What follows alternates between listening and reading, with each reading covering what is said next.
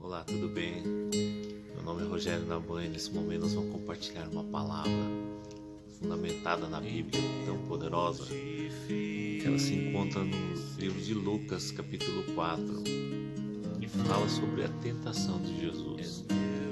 Essa palavra ela é tão poderosa porque ela vem ensinar-nos como responder às nossas inter-relações, nossas decisões da vida, né?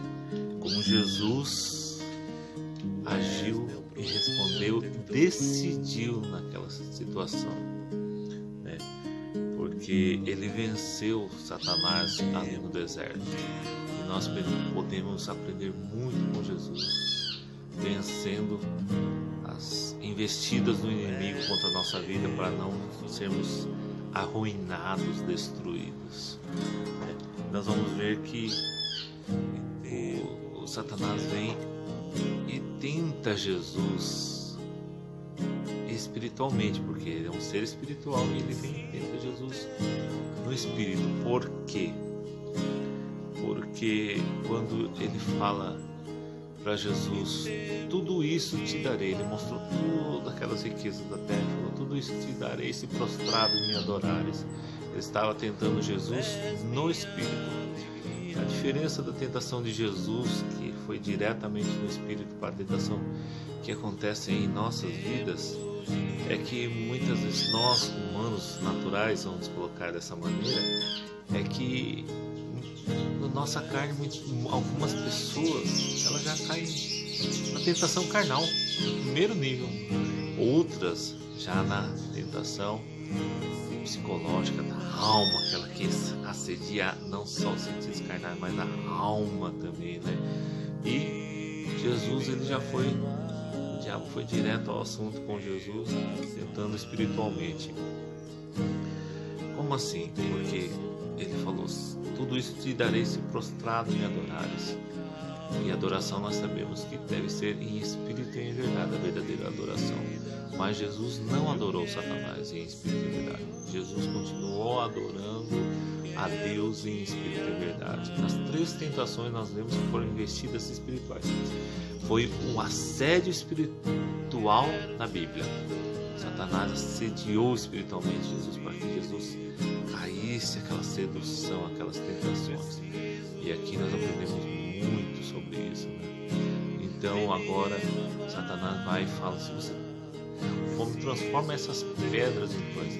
Para transformar a pedra em pão é necessário ter fé, mas um tema espiritual, porque o meu justo viverá pela fé. E Jesus não caiu no assédio e não fez o que estava saindo da boca de Satanás, mas ele continuou, nem só de pão viverá o homem, pois natural, mas de toda palavra, porque a palavra que eu vos falo são vida e espírito. O próprio Cristo falou, aleluia, que maravilhosa essa revelação, maravilhosa essa revelação. E ele continuou sendo alimentado por aquilo que o Pai trazia para a vida dele, no seu relacionamento e na sua intimidade de oração e de vida, na prática todos os dias. Olha só que poderoso, né? Mas nós vemos esse tema aqui, é sobre o ultrapropósito. Como vencer o ultrapropósito? Como assim o ultrapropósito, Rogério? É de você atuar dentro dos parâmetros, dos padrões bíblicos do seu propósito, sem ultrapropósito, sem ultrapassar. Nós vemos que Adão e Eva no Jardim do Paraíso, eles ultrapassaram a linha do seu propósito ao desobedecerem. Nós vemos que Moisés, ali na passagem de Êxodo, capítulo 2, versículo 11, quando ele matou um egípcio e escondeu o corpo, ele praticou ultrapropósito, ele passou da linha do seu propósito, que ele fez o que não era para ele fazer na força carnal dele, dentro das suas habilidades, para trazer livramento para o hebreu. Olha só que interessante, qual o preço que Moisés pagou? Entendeu? Nós vemos que Jesus venceu lá e por isso que foi recompensado, mas qual o preço que Moisés pagou por ter passado, né? Por ter sido precipitado, por ter passado a linha do ultrapropósito, né? O que a Bíblia chama de precipitação, eu também estou explicando aqui que é ultra propósito, que é mais do que o seu propósito, é a precipitação, entendeu? Então, usar aquele homem que foi estender a mão para segurar a arca em 2 Samuel capítulo 6, versículo 6 até 8, foi segurar a arca para não cair do carro de boi, e ele morreu ali. Mas ele foi fazer uma coisa certa. Nem tudo que parece certo aos olhos dos homens é a vontade de Deus. Olha só, não veja isso como algo da vontade de Deus, porque Deus já tinha dado especificamente como a arca deveria ser carregada, em santidade, em temor, né? E não apenas em segurança. Preste bem atenção no que eu estou falando. Nós vemos que Ananias e Safira, no Novo Testamento, no livro de Atos, capítulo 5, versículo 11, eles ultrapassaram também, se precipitaram, ultrapassaram essa linha aqui na frente, a linha do ultra propósito. Eles se precipitaram a planejar sobre o que eles fariam com o dinheiro da venda da sua fazenda, né? Então, eles morreram, pagaram com a vida. Você vê que Moisés atrasou muito sua vida. Uzá, ao tentar segurar a arca, morreu também, porque se precipitou. Aqui nós vemos Ananias e Safira, que morreram também, mas Moisés atrasou muito a sua vida, agindo na carne, se precipitando.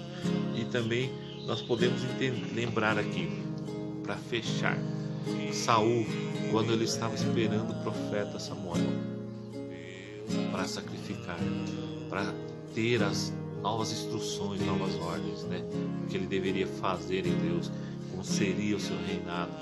E ele, em 1 Samuel capítulo 13, versículos 7 até 14, ele não aguentou esperar, ele se precipitou, ele entrou no ultra propósito, aquele que extrapolou a linha entre o começo do seu propósito e o fim do seu propósito.